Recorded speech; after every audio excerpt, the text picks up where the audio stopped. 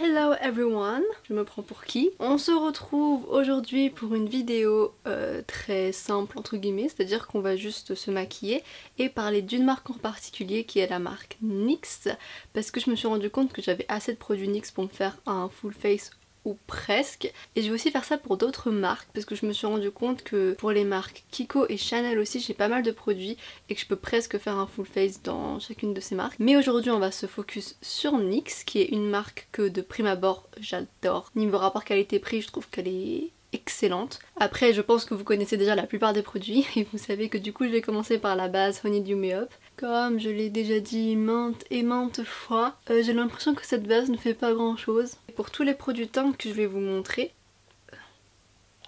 c'est tous les produits teint avec lesquels j'ai commencé. J'ai commencé à faire mon teint il y a 2 ans je pense. Du coup j'étais partie à NYX me chercher un concealer et comme une grosse pigeonne, on a réussi à me vendre une full routine teint. Et ensuite on m'a aussi vendu le Bare With Me, le fond de teint, sauf que il est trop clair pour ma teinte. En fait la vendeuse a fait un peu un truc bizarre parce que c'est elle qui m'a recommandé toutes les teintes, parce qu'à cette époque là j'y connaissais rien en make-up teint. Elle m'a vendu du coup le Can't Stop Won't Stop, le concealer, le fond de teint Bare With Me et la poudre fond de teint dont j'ai parlé dans ma dernière vidéo qui a été une révélation, je l'aime trop. Et sauf que là le concealer est plus foncé que le fond de teint, mais après la poudre est de la même teinte que le concealer. Donc je comprends pas pourquoi elle a fait ça, à part si elle s'est trompée ou quoi que ce soit, mais je me suis retrouvée du coup avec un fond de teint trop clair, donc là je vais le mettre.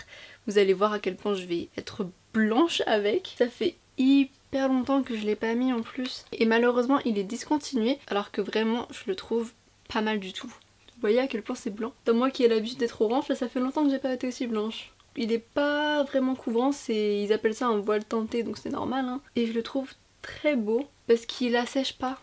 Vraiment je sais pas à quelle heure même moi j'ai pu croire que ça c'était ma teinte. C'est tellement pas ma teinte. Peut-être que je mettais référence à ma main. Je sais. Ah d'ailleurs haha, c'est jamais parti. J'avais filmé la vidéo, donc la dernière vidéo où je vous parlais de mes produits que je n'aime pas. Et dedans je parlais d'un eyeliner Kiko qui est très résistant même s'il est pas ouf en tant qu'eyeliner, mais il est très résistant et j'avais dit qu'elle allait rester 4 semaines sur ma main. Là ça fait quelques jours déjà. Alors que je promets que je me lave, mais c'est juste que j'ai pas pensé à frotter avec un démaquillant dessus. Putain mais en fait dans toutes les vidéos je vais finir par ressembler à un cadavre. Donc soit je ressemble à une orange, soit je ressemble à un cadavre, j'ai pas d'entre-deux moi. Le jour où j'aurai un fond de teint à ma teinte, c'est fou parce que quand je me vois dans le retour je sais que je suis blanche mais je trouve ça stylé dans le retour, ça fait un peu un effet bonne mine. Oulala, j'ai un problème. En plus je trouvais le packaging archi pratique, il est pas très beau hein. Mais il était hyper pratique, vu qu'il est fin, il y a 27 ml, il pouvait se foutre partout.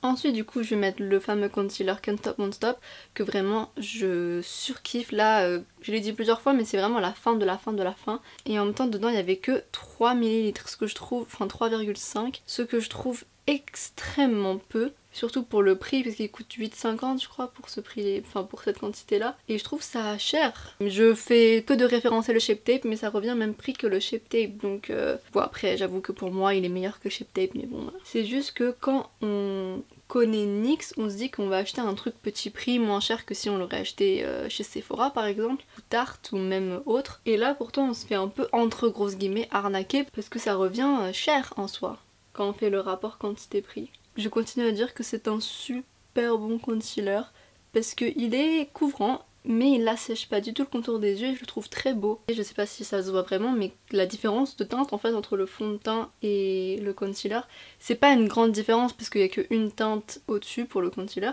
mais c'est un peu plus orangé déjà le sous-ton comparé au fond de teint. Je vais aussi utiliser le même concealer en tant que base pour les paupières. Il est aussi pareil que le Shape Tape, vraiment bien en tant que base pour les paupières. Donc lui c'est un concealer qui peut être utilisé pour beaucoup de trucs, il sert énormément. C'est juste que, encore une fois, il y a très peu de quantité.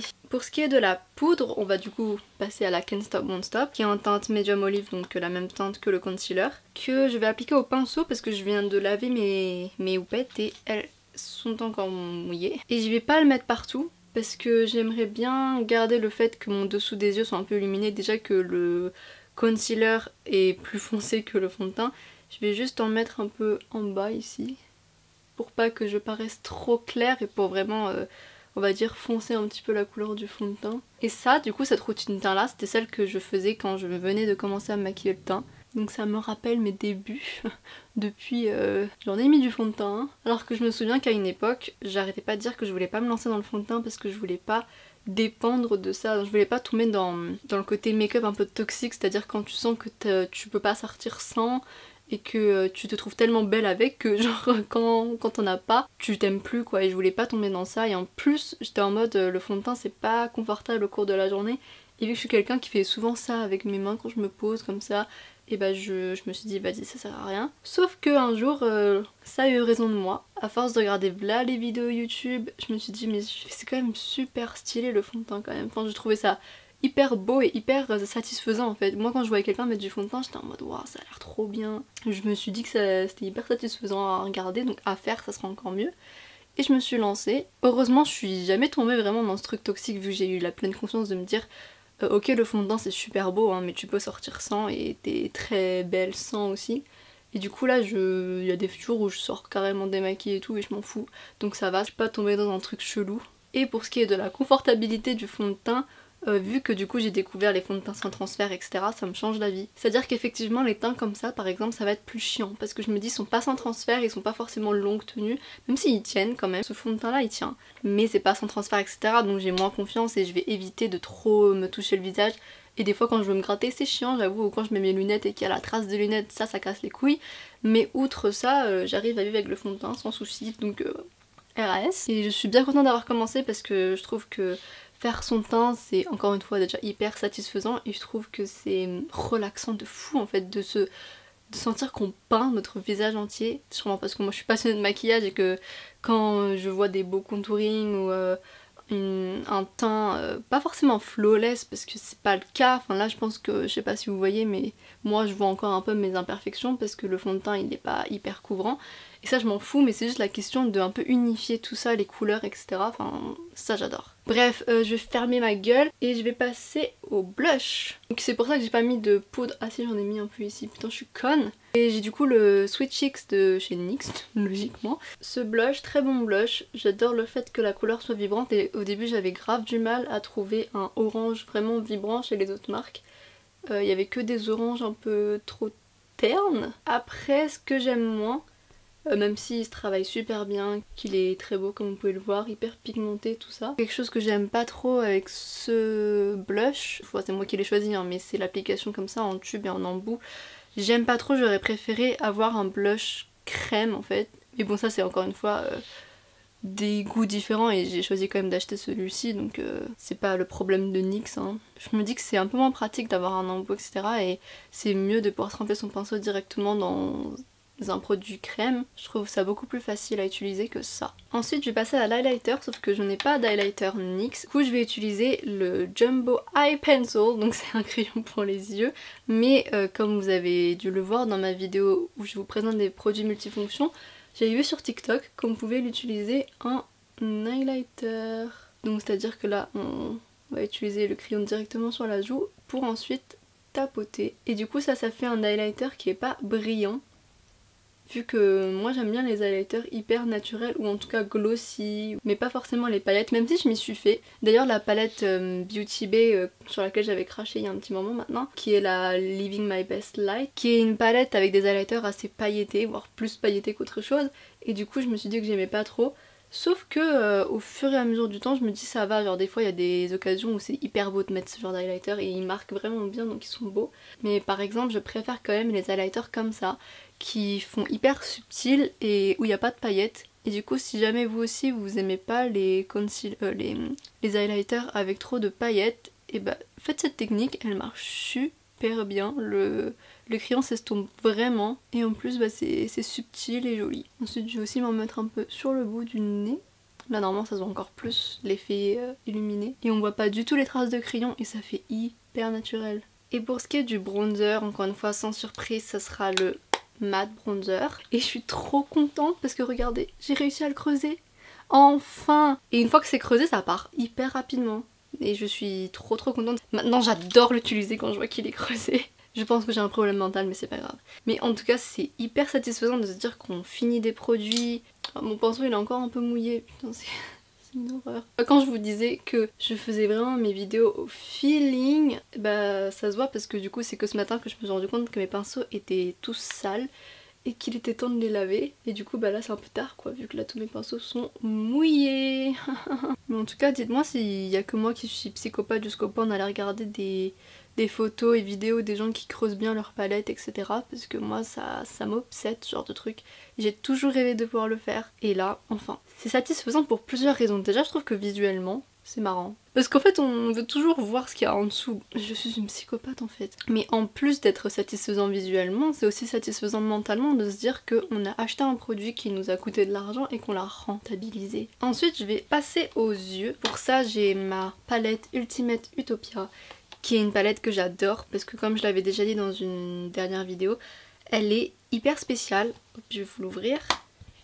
Alors que quand on la voit comme ça on peut se dire il y a des teintes un peu lambda quoi. Je sais pas, c'est des teintes normales mais je trouve que chaque teinte a un truc de spécial. Surtout là, bah c'est cette partie que je vais utiliser aujourd'hui avec des gris bleu, gris violet. Et je trouve ça trop stylé, c'est vraiment un endroit que j'adore de la palette. Je l'ai déjà évoqué avec la palette Jade X Beauty Bay, mais j'adore les palettes mal rangées alors que les gens des fois ils disent que si l'harmonie est mal rangée ça fait pas joli. Mais par exemple cette palette là, je la trouve extrêmement mal rangée mais je trouve que ça la rend encore plus stylée, ça la rend différente en fait. Et du coup comme j'ai dit, je vais utiliser un peu les gris violet bleu. Je vais commencer par appliquer la teinte gris bleu étrange ici avec un petit pinceau boule. Et je vais l'appliquer dans mon creux mais de manière assez précise. Et je vais pas trop aller vers l'intérieur, je vais plus l'étirer vers l'extérieur. Et cette couleur elle est tellement spéciale. Et ensuite je vais un peu l'estomper vers le haut. Mais je vais pas du tout l'estomper vers le bas. Donc je veux quand même garder ici quelque chose de précis en bas. Mais l'estomper et le fumer un petit peu vers le haut. Et je vais en mettre aussi au niveau du ras de cils. Ensuite avec un autre pinceau, je vais prendre cette teinte bleu-vert. Je la place sur le fard bleu de tout à l'heure, mais à la limite juste pour intensifier un petit peu. Et ensuite avec l'autre pinceau que j'avais utilisé pour la teinte bleue, je vais venir estomper, encore une fois que vers le haut. Ensuite j'ai envie de faire une folie archi pas folle, et c'est de prendre ce violet hyper clair et le mettre, je sais même pas comment on appelle cet endroit, mais cette couleur elle est vraiment super belle, même si elle se voit pas des masses, je trouve que ça fait hyper subtil tout en ajoutant une touche colorée. Et je vais vraiment la faire dépasser dans mes sourcils.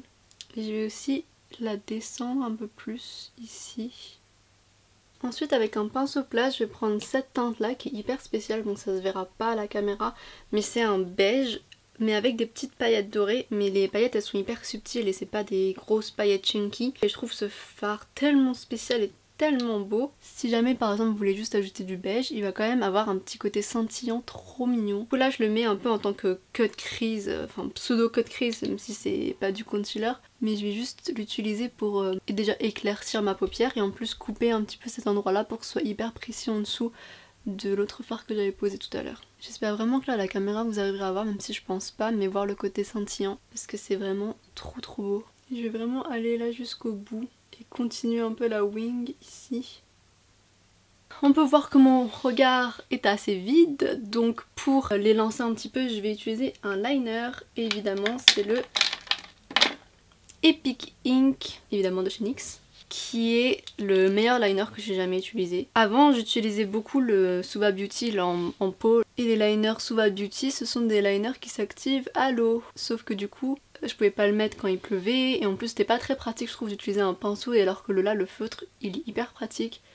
Et en plus ce liner est longue tenue et waterproof, très précis, la mine ne sèche pas, je l'ai depuis vraiment longtemps là, enfin longtemps, pas plus d'1 an, hein, pas plus de 6 mois même, mais en tout cas il y a 1 ml dedans, mais ce 1 ml il me tient depuis vraiment longtemps et je l'utilise très souvent. J'ai mis mon mascara hors caméra parce que je n'ai pas de mascara NYX, donc du coup j'ai utilisé comme d'habitude mon Lash Paradise. Et pour ce qui est des lèvres, je vais utiliser le NYX Suède La La Land qui est ma teinte préférée. Je l'ai tellement utilisé, c'était l'un des premiers rouges à lèvres que j'avais jamais acheté. Mais d'ailleurs le tout premier rouge à lèvres que j'ai acheté de toute ma vie, c'était un NYX aussi, c'est le Slip Tease. J'avoue que lui je l'ai jamais mis. Bon allez, on se fait une dinguerie. Vu que celui-là je l'ai déjà mis dans la vidéo de Vanessa Hudgens où je me maquille comme Vanessa Hudgens, je vais pas utiliser celui-ci même si c'est l'un de mes préférés de tous les temps. Et je vais plutôt utiliser du coup le tout premier rouge à lèvres que j'ai jamais acheté. Je l'avais acheté à Los Angeles en plus, je me souviens. Et c'est d'ailleurs je pense le tout premier produit de maquillage que j'ai jamais acheté, il me semble. Et l'embout se présente comme ceci, je comprends pas trop pourquoi. Pourquoi ça a cette forme chelou un peu de 8. Ce que je pense de ce rouge à lèvres, c'est qu'il est vraiment bien parce qu'il est très pigmenté. Comme vous pouvez le voir, ça s'applique en un seul geste. C'est un peu une odeur de menthe, de la glace menthe chocolat, et c'est l'une de mes glaces préférées. Du coup, j'ai l'impression que ça repulpe très légèrement les lèvres. Peut-être que c'est juste une impression de fraîcheur, vu que ça a l'effet un peu mentholé. Et on va logiquement finir avec un spray fixateur, donc j'en ai deux comme vous le savez. J'ai le matte finish ou j'ai le spray Bear With Me. On va aller vers lui parce que lui je l'aime pas. Même si lui je suis pas non plus fan de fou. Il est bien parce qu'il fait tenir, mais il pue, je déteste l'odeur. Après pour ce qui est du côté matifiant du spray, j'ai jamais remarqué une quelconque différence entre ce spray et mes autres sprays. Donc je sais pas si c'est moi qui ai pas fait attention ou si c'est juste un spray qui n'est pas forcément matifiant ou juste qui va juste matifier un petit peu plus longtemps qu'un autre spray. Mais du coup voilà, c'était tout. J'ai l'impression que j'ai bien utilisé tous mes produits NYX, donc c'est tout pour cette vidéo. Et j'espère que ce type de vidéo vous plaira parce qu'il y en aura d'autres. Pour conclure, en fait c'est un peu comme ce que j'ai dit au début de la vidéo, j'adore la marque NYX et là je suis vraiment hyper contente de mon maquillage. Et ah oui non mais j'ai oublié de dire que j'avais pas de produits pour sourcils par contre, et c'est pour ça que je les ai pas fait. Mais ça m'arrive souvent de pas les faire, donc bon finalement c'est comme d'habitude. Jamais ressenti un énorme problème avec les produits NYX, à part encore une fois comme j'ai dit par exemple cette base que je ne comprends pas. Les autres produits ont jamais vraiment été complètement des flops, et aussi il y avait du coup ce produit là, mais là maintenant j'ai découvert que je l'adorais. J'adore vraiment cette marque et je pense que c'est l'une de mes marques préférées de maquillage, en tout cas dans le côté petit prix. Et voilà, on se retrouve j'espère la semaine prochaine et je vous fais des bisous. Mouah.